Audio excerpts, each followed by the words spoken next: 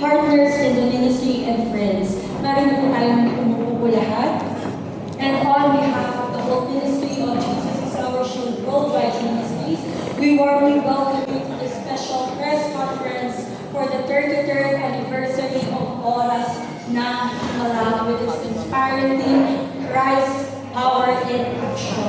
And for 33 glorious years, Oras ng Himala has been a vessel of hope, healing, and transformation to countless lives, sharing testimonies of faith and proclaiming the gospel of God and His miraculous works. And today we gather not only to celebrate this remarkable milestone, but to also share with you the vision and activities we have prepared for this anniversary. And we are very grateful for your presence today, especially to our friends from the media who continue to help us spread the message of faith, inspiration, and the power of Christ to communities. Kaya maraming salamat po sa inyong lahat sa pagpunta po sa lugar po ito. Maraming po bang batiin po ang bawat isa sa pong pinagpalang hapon.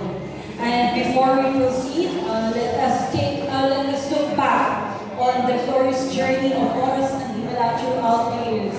And to give us a short background on how the program began and how it has started and continued to touch lives, may I invite everyone to please direct your attention to the screens beside me for our introductory video presentation. And he said, "Oh, I have a great burden that caused me to be sleepless night for months." Yes, kahit anong kahit sinisig ko.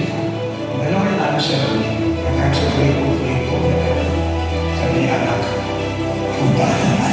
Oras na timula ang pangalan nila. Nagpagkatapos ay pumunta ng television. Oras ng Himala is the flagship mass media program and crusade of Jesus is Our Shield Worldwide Ministries, hosted by the man of God, Apostle Renato D. Carolino. Since it began on radio in 1993 and expanded to television in 1996, and later continued to impact lives on social media starting in 2013, it has reached countless viewers, manifesting Christ's power in action through signs, wonders, and miracles for 33 glorious years. The blind see.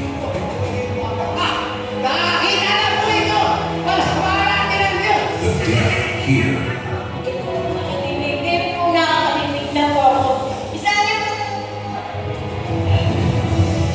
The mute speak. The lame walk.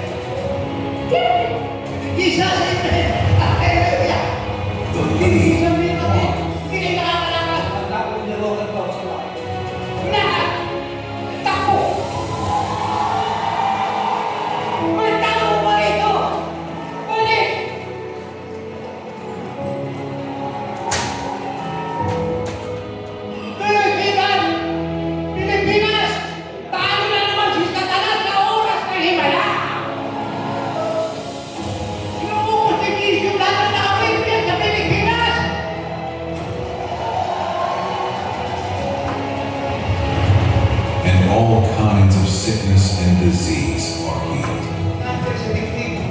Ay pinatapin yung isa-aring yun. God! Hindi.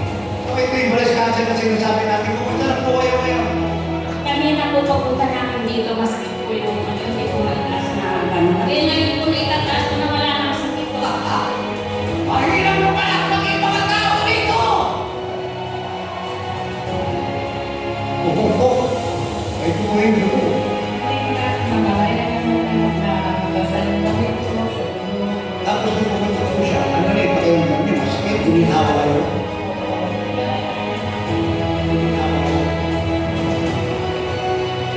Maraming surgery, no? Sabi mo maraming surgery, wala anesthesia. Ito pong batang ito, ay naisila na walang butas yung kanyang kasalihan. So wala. Babae po siya, pero wala po siya kasalihan ng babae, walang butas. So pinag-pray po natin yan, nakita niyo sa po kayo. So tinanggal po yung tayo, may butas na. Ako na. My God,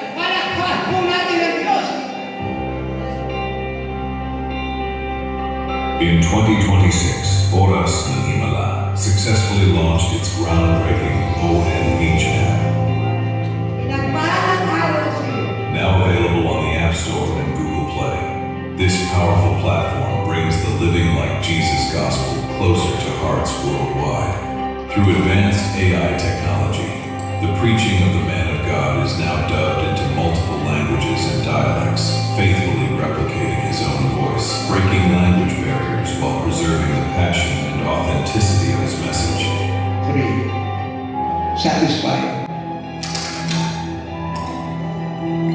Gawas mo. Dili ka kinahanglan magpaning ka mo. Buong pagpaning ka mo. Pinalibre. Kasamet, anak ko iti Palawan. Kasama dagi tinagkapo iti Sabah Yasura. Dito'y Pilipinas ngayon may dito'y. Kenta iti ako ya ita. Ni Jesus kitari kung tayo iti terma pagigyan kendo mo. Agumuray ka dagi tinaindala na bendisyon malikot iti ama.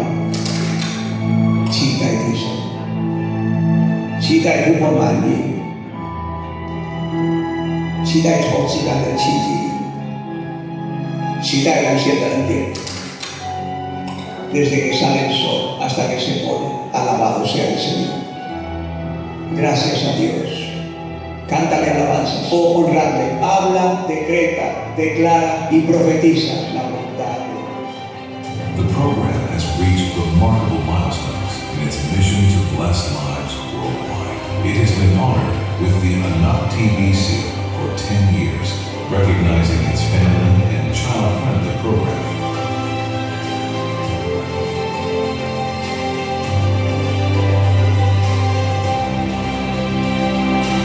The program also earned the YouTube Silver Play button for surpassing 100,000 subscribers and was ranked the top 1 best Philippines faith podcast selected from thousands of entries based on audience reach and engagement. Recently, the Movie and Television Review and Classification Board, MTRCB, awarded the program an appreciation plaque acknowledging its dedication to delivering inspirational and life-transforming content.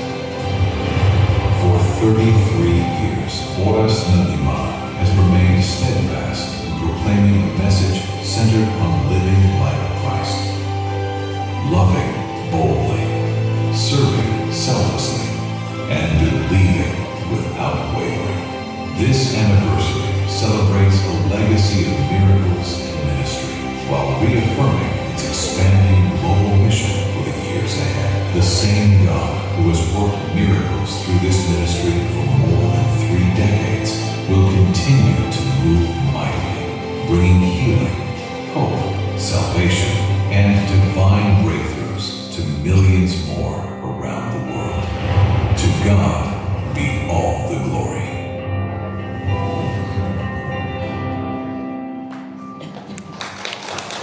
Praise the Lord. Tunay na ang Oras ng Himala ay hindi lamang po nagdala ng katotohanan sa napakarami, kundi ito po ay naging daluyan ng pagbabago ng buhay sa hindi mabilang ng mga tao. And to God be all the glory alone. And now to formally proceed with our program, to formally share the vision, inspiration, and significance of this 33rd anniversary celebration, it is my great honor to introduce to you our keynote speakers. She is a woman of excellence in both academics and ministry. She earned her bachelor's degree in business administration, majored in banking and finance in 2016, and went on to complete her master's degree in business administration in year 2019. While in year 2022, she also obtained her bachelor's of arts in theology, and further advancing her academic journey, she was conferred the Doctor of Philosophy in Business Administration at the Philippine Christian University, Manila on November 20, 2023, with all rights, honors, and privileges pertaining thereto.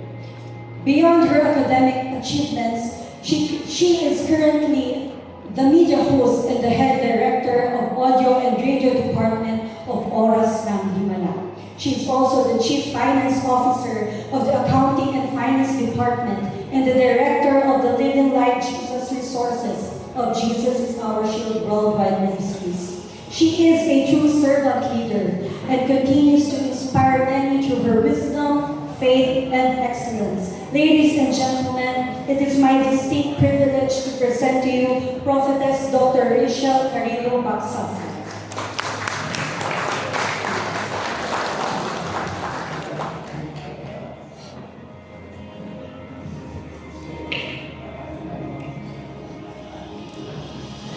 And for our next guest speaker, she is the Spiritual Directress and General Administrator of Jesus is Our Shield Worldwide Ministries, the Executive Directress of Oras ng Himala, the Ministry's mass media programs and crusades, the Founder and Directress of Vision of Love, Love in Action, a humanitarian program specialized in charitable works compelled by God's love to help countless needy individuals both in the Philippines and abroad. It supports crisis response during calamities, conducts feeding programs, distribution of goods for daily needs, and has given educational, livelihood, and financial support to many. It is also awarded with the Quezon City Local Government for Local Outstanding Volunteers Award. She is the life partner and wife of Apostle Renato D. Carrillo and is known as a great mother to all, reflecting her pastoral care for congregations,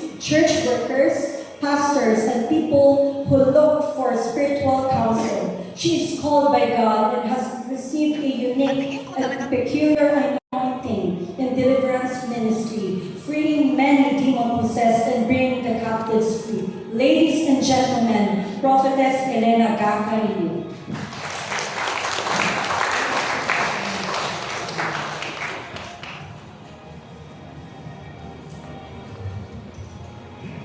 And last but not the least, it is my great honor to introduce to you this special person. He is the founder, president, and spiritual director of Jesus is Our Shield Worldwide Ministries, a full gospel apostolic Christian church that has established hundreds of chapters and thousands of pastors and ministers nationwide and worldwide. He is the host of Oras ng Himala in television program TV5 Network, in 18 radio programs, in its social media platforms, Facebook, X, Instagram, TikTok, podcast, and has a 24/7 live streaming in YouTube. He is also the host in Oras ng Himala application, the head of Oras ng Himala team that conducts non-stop miracle after miracle crusades and Living Like Jesus conferences nationwide and worldwide. The preacher of Living Like Jesus Gospel, which is now translated into different foreign languages. The author of several life-changing books,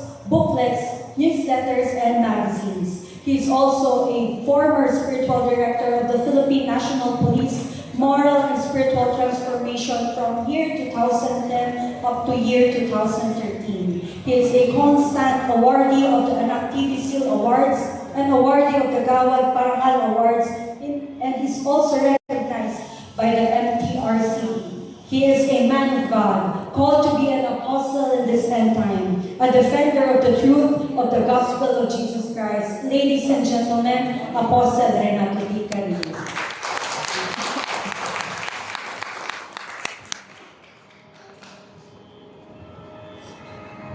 Kaya maraming salamat po sa inyo po. You may now take your seat.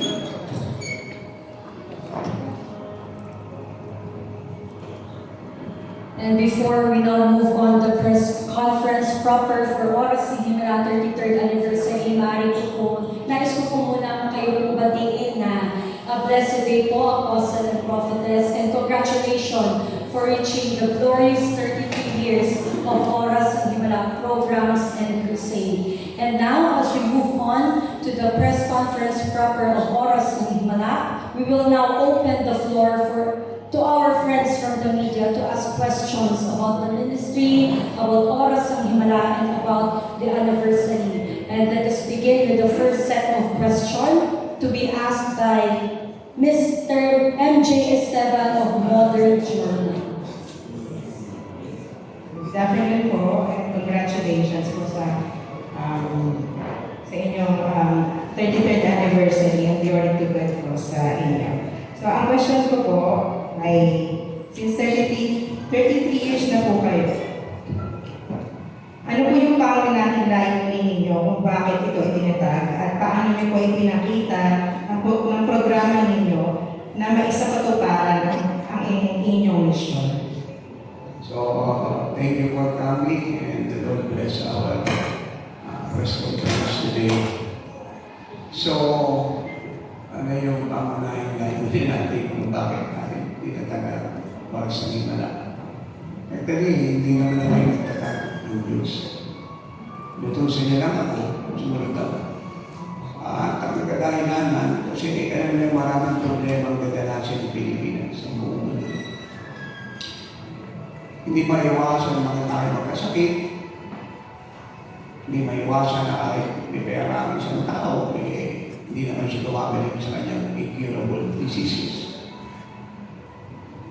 At hindi maiwasan na tumadating at ibang klaseng sakit karamdaman sa mundo, kagaya nga ng COVID na nakalipas ng mga panahon na kailangan. Nag-i-expect na magaganap yun, but it happened. And because of that, dahil sa pag-ibig nandun sa bansang ito, sa katauhan, nilagay niya yung platform ay to reach them. At saka ay ginawa niya available para sa lahat, para yung walang mabayad sa doktor, walang mabayad sa hospital, walang kakayahan, hindi na mamahalin mo. Ang mayayamang kahit mayroong pera, hindi mo magaling ang pera nila. Kahit marami ito na gumagamot, ay dumadating din yung loob, hindi na magamot na mga incurable diseases. Kaya, ang Diyos ay nag-nais na abutin ng lahat, regardless of color, religion, nationalities, education, nation, and belief, para bigyan ng pag-asa at mamagawa ng lahat na He is alive, He is the God of signs, wonders, and miracles. Na ang lahat ng lalapit sa Kanya ay hindi niya bibiguin ang oras, araw, taon, panahon. Kasi ang sila na ito. Paano ito na sa katuparan, ano ang naging legacy na oras na sinala? Yung hindi mabilang ng mga buhay na naman. I can say, for the glory of God, without exaggeration, millions upon millions sila na 33 years kasama nila ng bansa ngayon ang inawag din. Not only in our nation, but around the world, especially in the worship na about technology. So, pinagin natin yan, ginamit, and it touches the world. Kaya ito yung hindi lang documented yung mga miracle at tinanggap ng milyong mga tao, kundi sila mismo yung mga living evidences sa kanilang sarili testimonies kung paano sila magaling. Kaya nakita nyo kanina na award na yung mucho na ikalabas sa mga tao na nakarap sa sinalakit nila sa mayaman, mahirap at nagkapata. Kailangan ko hindi, kailangan ko hindi. Kailangan ko hindi lang ng Diyos.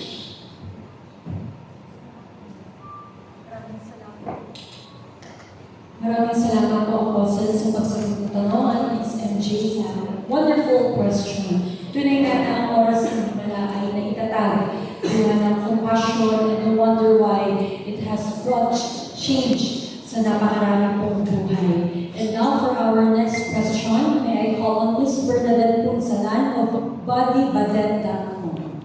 Good afternoon po. Congratulations po sa aking 33rd anniversary. Sir, question lang po, follow-up question lang po yung galing kay MJ.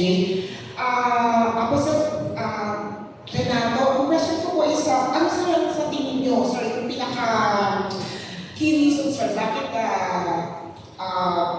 tumatagal at patuloy na lumalago po ang ating ministry? Hindi yung tanong sa akin ng maraming tao. Ang aking simpleng sagot ay napaka-basic. Kasi galing siya sa Diyos. Ano bagay na galing sa Diyos, sigurado tayo na mananatili at magtatanggap. Ano bagay na tinira ng Diyos, pinagawa ng Diyos ay sinasama natin. So, palagi siyang nagbibiyahan para gawin yung angin siya na makakagawa na hindi kaya sa kundi ng United Nations, European Union, maraming bansa sa buong mundo. At ang technology at ang medical science. At ang purpose talaga ng Diyos dito, isang ilalagay, yung lumapit ang mga tao sa kanya. Ano naman araw, ano naman oras, ano naman ang kalagalan. Ito yung nagpapamay sa akin ng gusto.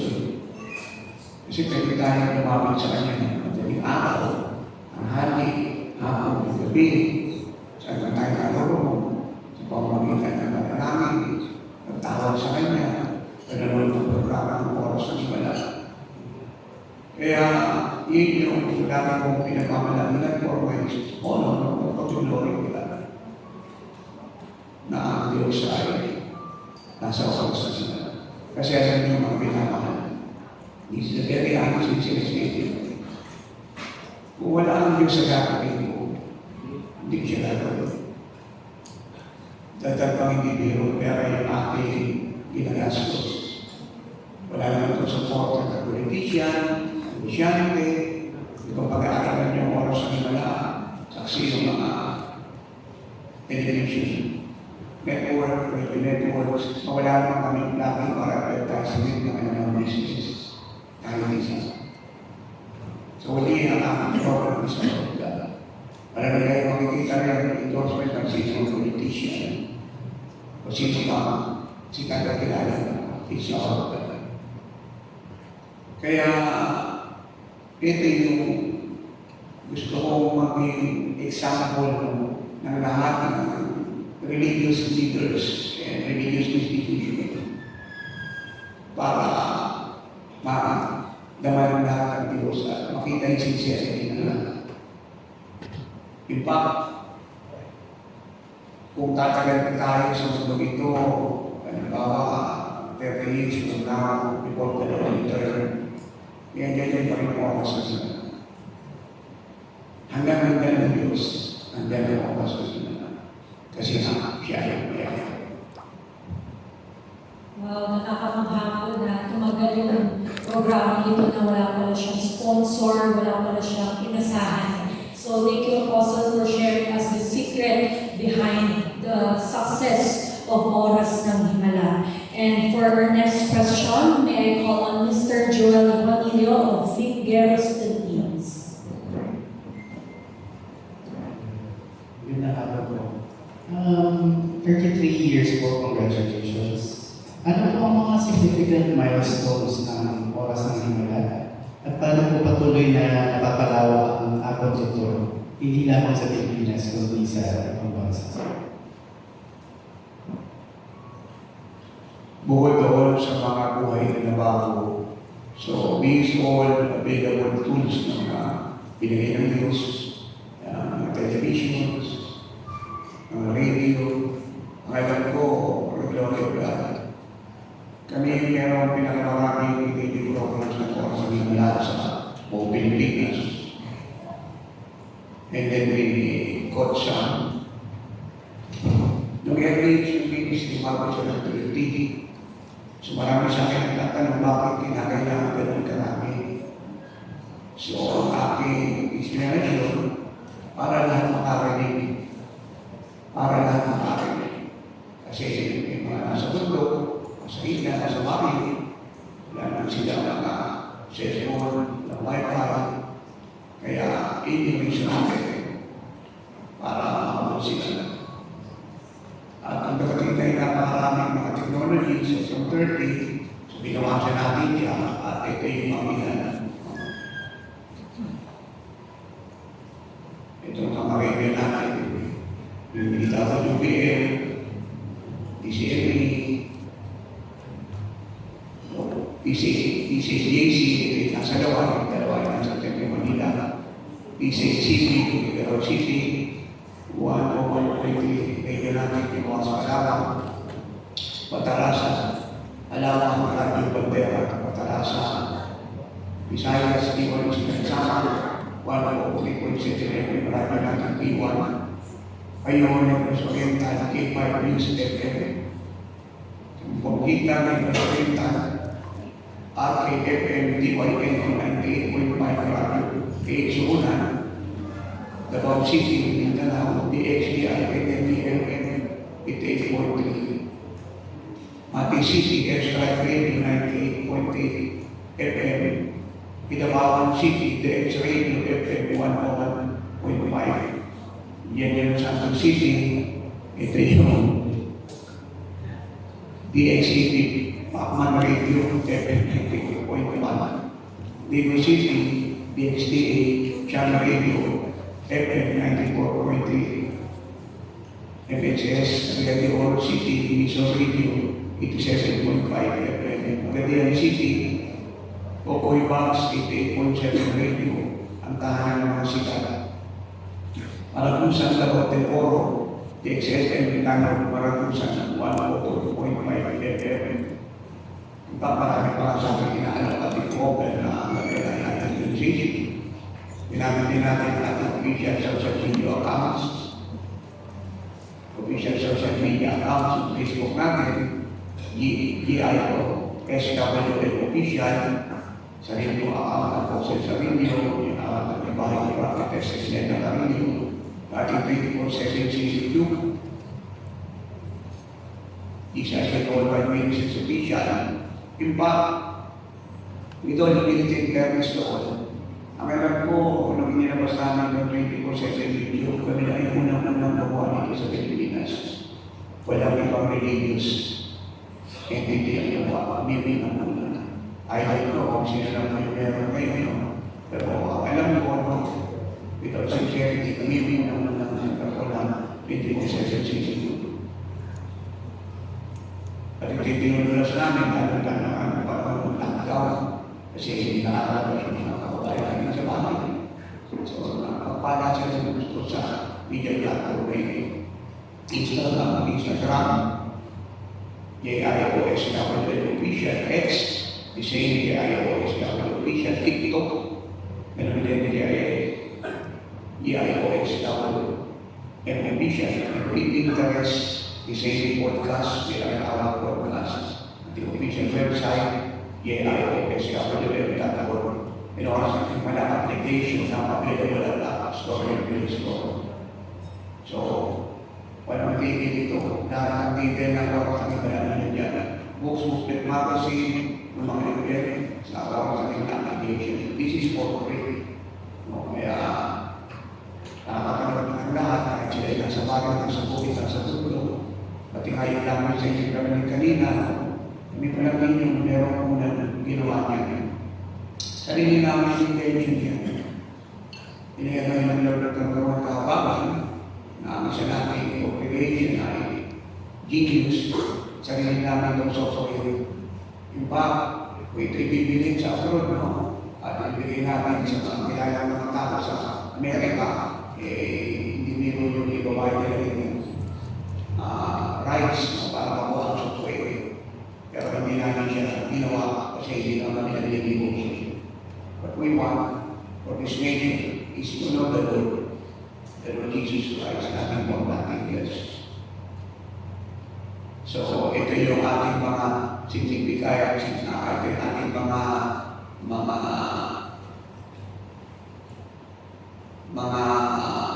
significant milestone.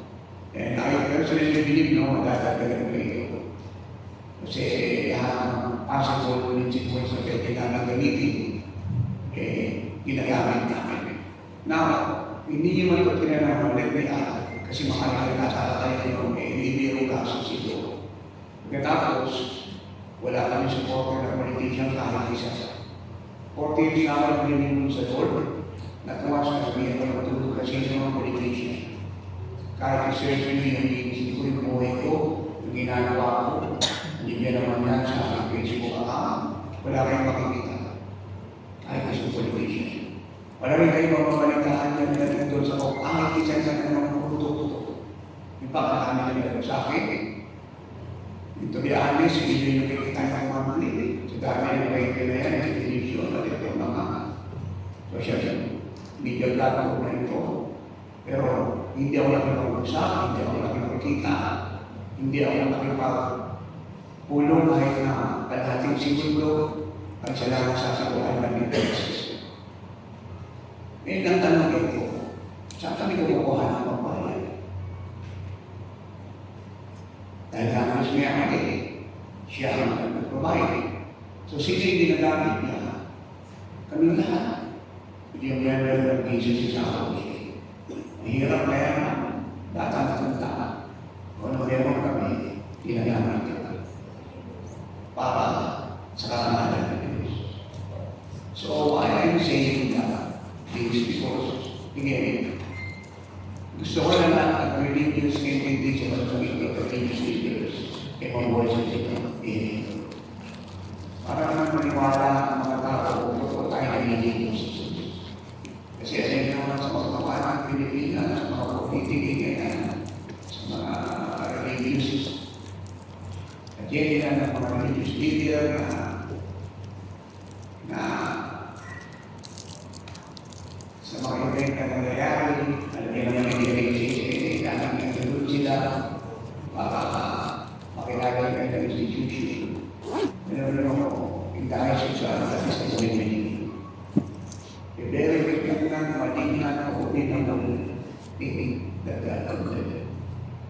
Pagkanawa na ng maniwala sa tayo ng Pilipino, si Diyos, dahil nasa mga pag-example ng mga religious leaders. At iba pa nga po nakakalaman ng bitter politicians. At sinama ng politics at the abuse, which again, an abomination to God. Kaya, yan yung inilalaban natin at patuloy natin inilalaban para sa kailangan ng Diyos sa pagbubakan ng mga resources. Maraming salamat po muli, Apostle. Kita-kita po, very evident ang inyong pong determination na makarinig po ang lahat ng pinapaabot po ng oras ng himala concerning that the program ay nagsimula po sa kalsada, nagsimula po sa wala. Kaya sa sunod pong tanong, may I call on Mr. June Anuad from Remate Express to be questioned to Prophetess Ellen. Good afternoon. With your 33rd anniversary, Oras ng Himala, I would like to congratulate the man behind Jesus is Our Shield, Apostle Ricardo Carrillo, and to the whole ministry of Jesus is Our Shield. I would like to address my question to Prophetess Elena C. Carrillo. Paano po nakakatulong ang Oras ng Himala sa pisikal o material na aspeto sa buhay ng tao bukod sa espiritual na bahagi nito? So, bago po ang lahat, maraming salamat po sa inyong pagtugon sa aming panawagan na maging bahagi po kayo sa inyong ginagawa dahil napakahalaga po nito sa ministeryo nito ang mga ginagawa na sa pamamagitan nga po nito ay may parating po namin at maibahagi kung ano nga po ba ang oras ng himala. So, nakita po namin na hindi lamang po natin ang kahalagahan ng himala sa buhay po natin. Dahil po sa pamamagitan ng ministeryo ito maging sa buhay po natin, ito po ay nag-start sa kalsada na may 15 congregation na sabihin natin zero balance, wala. But nang tinawag na po ang man of God bilang apostol ng Diyos ay hindi lang po kami nag-stay sa kalsada. May 15 congregation. Ngayon po, more than 15 million congregation po ay nakarating na po sa oras ng himala. Sa pamamagitan nga po ng mga tinukoy ng manong na. So ang puhunan lang po ng ministeryo ito, unang-una, pag-ibig sa Diyos, katapatan, at higit sa lahat, ang pananalangin. At sa pamamagitan ng pananalangin, nangyayari naganap po ang himala ng Diyos. Kaya, paano po nakakatulong ang oras ng himala? So, bigyan po tayo ng Diyos ng tungkulin sa pamamagitan po ng Mission Love, Love in Action. Hindi lang po natin sinasabi itong Mission of Love, kundi ina-action po natin ito. Hanggang kaya po ng ministeryo ito through oras ng himala ay ginagawa po namin ang aming tungkulin, higit pa po sa pananalangin.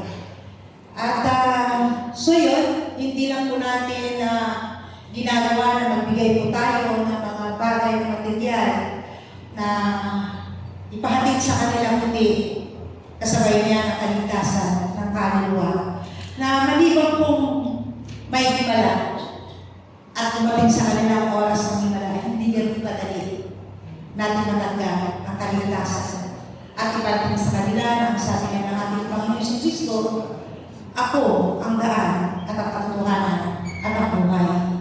Walang makarating sa Ama maliban sa pamagitan ng ating Panginoong Yesu Kristo.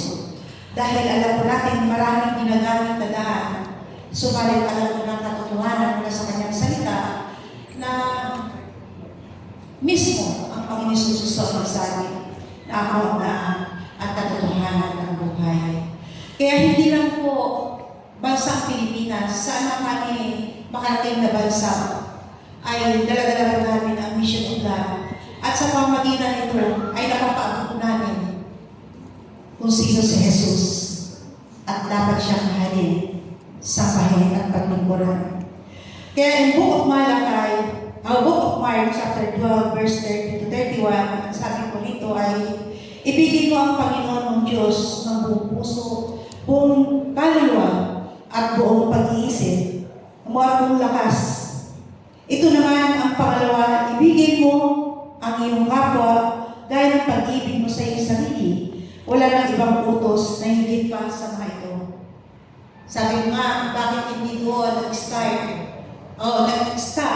sa sabi ng Diyos, ibigin mo ang Diyos ng buong puso, buong espiritu, buong kaluluwa, at may gusto doon na ibigin mo ang iyong kapwa. At sa pamagitan niya ng pag-ibig namin sa aming kapwa, andun po, through oras ng himala, nakarating po sa kanila ang mga bagay na kailangan ng himala.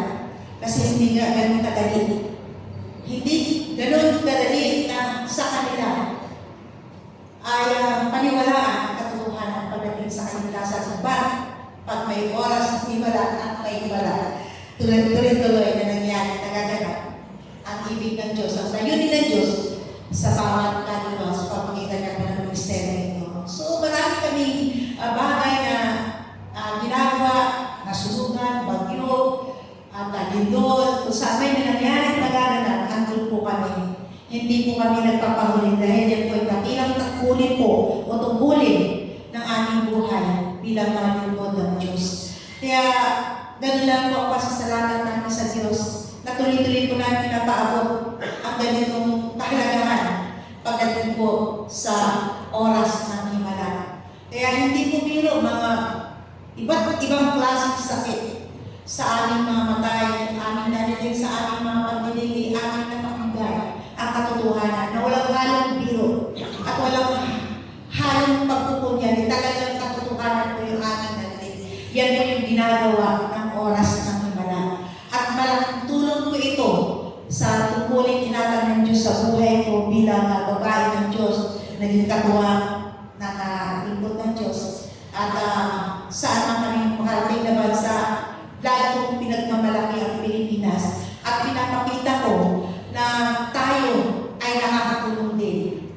Una, ang Diyos, tayo po ay nakakatulong sa bawat bansa through Mission of Love at kasabay ng oras ng himala. Kaya, ngayon 33 years na po ang ministeryo ito na punong-puno ng himala. Nag-umpisa po ito na walang pambayad sa radyo. Pumasok po kami na wala po kaming pera.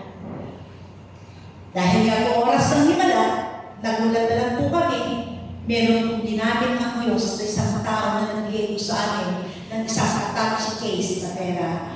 And then after po noon, napagkatiwalaan po kami na buksan ang isang radio station o RGTV. Ito po ay bilang ang television na yung nakalipas sa panahon wala pa hindi pa ganun kabigat o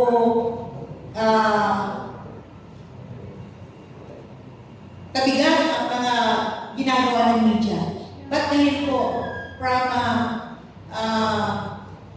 radio, napunta po tayo sa television at nagdaan po para magkaroon po ng mga LSN, no? Na dinadala yung bawat tulo ng managats sa iba't ibang bayan. At ang radio po dumating sa almost 100 plus. Pero hindi ko po alam kung paano ginawa ng Diyos. Pero ang alam ko lang, may himala sa oras ng himala. At tuloy-tuloy po ang television, ang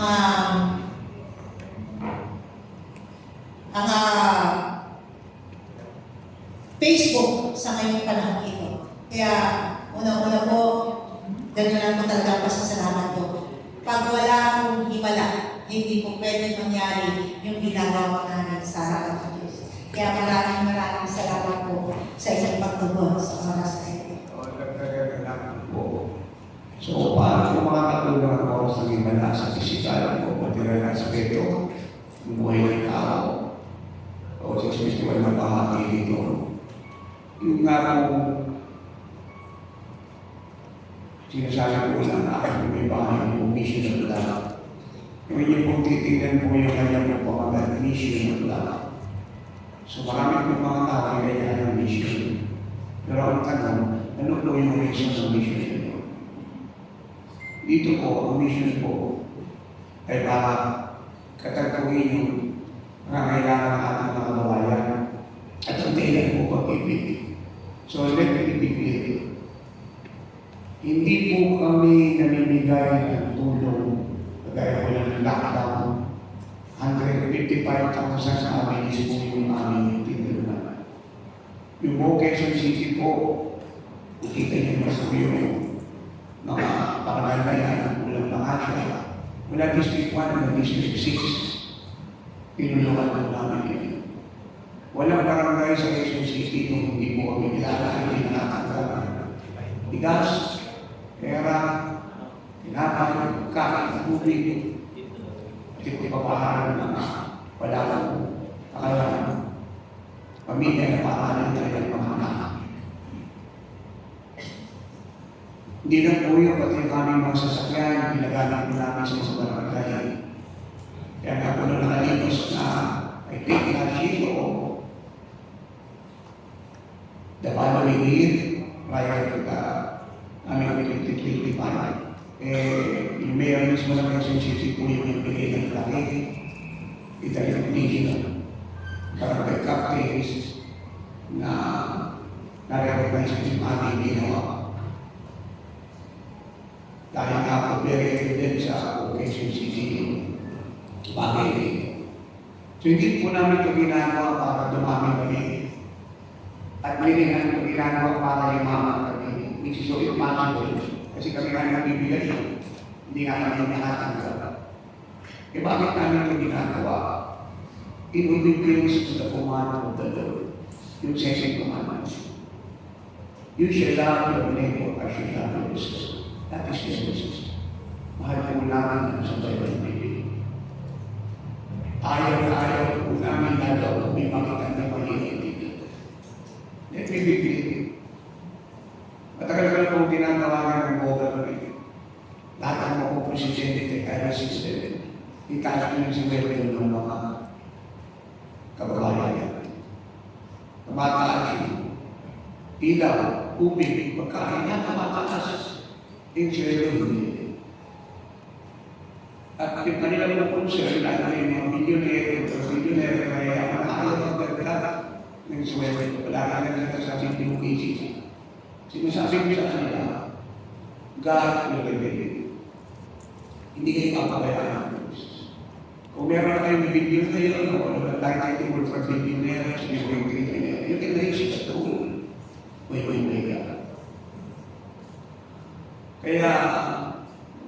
Yung sabi ko, dapat ang sweldo na tumatanggap ng minimum na sweldo, dapat 1,000 plus. Hindi pa nga sasabi ko, may anak na tatlo, di makakapaaral. Pero dahil hindi nga nangyayari, patuloy naman kami nanananay, kaya sa walang papa kami ang inisipin ko mga para kalawin yung ating pinakakababa. Kaya kami inisipin na nagpunta ang kailangan nila. Kaya pag narinig yung bagyo, make no mistake, ito doon ang oras sa nila. Ito doon ang mission nila. Pag may doon, ito doon ang oras sa nila, ito doon ang mission nila. Pag may nagugod, pag may nasusunod sa mga susunod ng Pilipinas, ito doon ang mission nila. Pag may mga hindi nakakapag-aaral, sa mga kaya natin, o ano yung kaya nandun para tutulog. Mga walang natin nandun ang oras na simula ang mission nila. So, naman yung pangangailangan sa kaya ng Pilipino, the best education, o ano yung kaya natin, nandun.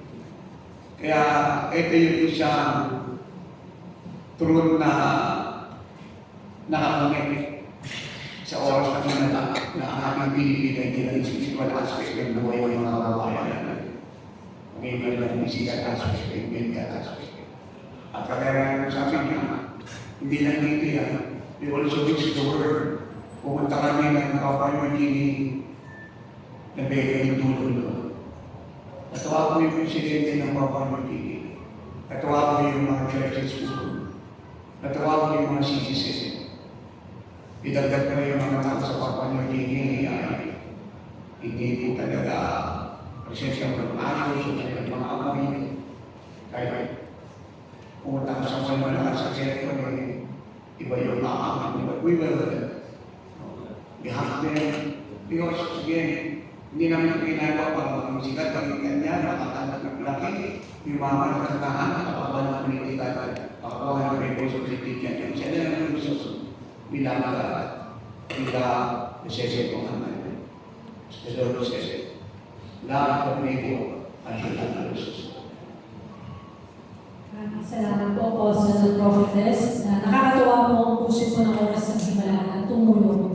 And now, that's all for the first set of questions. So thank you very much for sharing those meaningful insights. And at this moment, before we proceed with our second segment of our Q&A,